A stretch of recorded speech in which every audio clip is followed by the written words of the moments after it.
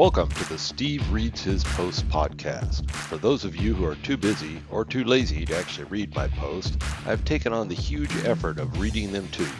Enjoy. Business models continued. I know I had previously written about partner business models, but I can't find that post.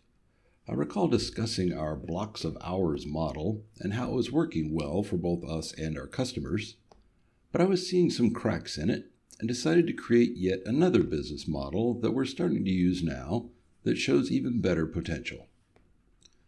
What is a business model? At some point in talking with a customer about how awesome you and your team are and hearing about what they are hoping to accomplish, they will ask, "So how do we engage with you?" They will have to ask because we all have our own ways of working with customers. I've tried them all and don't like most of them. Each one that is in common use today has its fatal flaw. Maybe for you, maybe for the customer, or sometimes both. Let's review a couple for fun. Fixed scope, fixed price. Most customers think that this is the model they want. How can they get budget approval without a fixed cost? This is particularly acute with government or large enterprise customers. You could answer with a range. It could be as low as X or as high as 2 times X. Which number do they go to management and ask for? In our business, the fixed scope will not survive the first kickoff phone call anyway. Since the time you develop the requirements, Microsoft launched 3 more applicable features. Fixed scope, fixed price is the most antagonistic model there ever was. It literally turns the engagement into a battleground from the jump. It does not work for either side, so we'll toss that one in the toilet. Value-based pricing. The idea here is to abstract away the actual effort required and price things according to what their value is to the customer. This one is completely partner-centric, basically charging normal costs for normal things, but hammering the customer for the shit they really want. This model assumes that customers are morons. This one ends badly. Time and materials. This one seems pretty safe for the partner, although upside is limited. No scope, no price, we just put our heads down and start working. At some point, we look up to a customer who's saying, "What the fuck have you been doing?" "Oh, just bopping along." No structure, goals, plan, or time frame. This one usually comes to an abrupt end with no finished work. A little better model. Several years ago, we went to a blocks of time model. Customers could purchase blocks of time in increments of 10, 20, 40, or 80 hours. These were prepaid, so it eliminated any chasing money on our part. It was a blended rate that covered anything they wanted to do, and unused time expired after 6 months. It was similar to a regular T&M model, but was promoted as more of a modified agile approach. What I did not like about it was the lack of accountability on both sides. 40 hours is basically 1 week of one person, but with 6 months to use the time, nobody was in any particular hurry. It would not be unusual for a customer to go quiet for weeks and then come back all fired up to resume. In the meantime, we reassigned people, forgot where we were on their project, and it was just not as efficient as it could be. The upside was the most the customer could buy was 80 hours at a time, which meant we both had the opportunity to end the engagement whenever a block was consumed.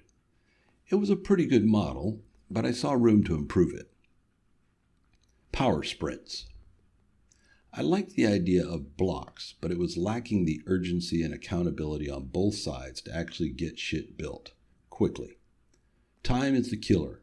Endless projects that meander around are not good for anybody. I originally started thinking about time boxing the blocks, getting away from the 6 months and tightening that up a lot. I ended up with this idea that I'm calling power sprints.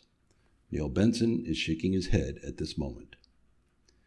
Basically, a power sprint is 1 week of effort by a team. I have small, medium, and large power sprints. While each one is 1 week in duration, their size will determine the velocity as they have progressively larger teams. An engagement starts with a required power sprint 0, 5 man days. I stopped providing free consulting under the guise of pre-sales years ago. We use this week to perform any analysis, set up environments, prerequisites, etc., and conclude with an initial backlog for the first power sprint. We will also create a high-level schedule of time and sprint sizes, which can vary from week to week depending on what needs to be done. This schedule will be a range of best case with up to a 100% contingency in case all hell breaks loose. We will mutually agree with the client on which week a power sprint will begin. They need to be ready for continuous communication and daily deliverables, and we need to be ready to execute. The power sprint begins on a Monday morning and is continuous effort and deliverables until Friday afternoon, and it's done. What got done? As much of the prioritized backlog as possible based on the team size. This is what you call not fucking around. A small project may only require one small power sprint, but it's done in 1 week. A large project may require several successive sprints and potentially some weeks off to all catch our breath. What do I like about this model? Well, as long as everybody is on board, focused, and ready, this is a shit gets done fast model. What are the possible drawbacks? There are a couple of risks. On our side, we have to have a team in place, focused, and ready. A team typically consists of a BA who can also do configuration, an architect, an account manager, a developer, and a QA person. The makeup of the team is flexible depending on the sprint backlog as long as it adds up to the same man days. For the customer, the risk is that they think they're ready to hold up their end and then are unable to for some reason. Once a power sprint starts, it does not wait for anybody and ends on Friday. Ready or not, that power sprint was consumed. If the customer is unable to engage, they will get our interpretation of the backlog. So we're starting to use this model and having good results. I'd love to hear others' opinions.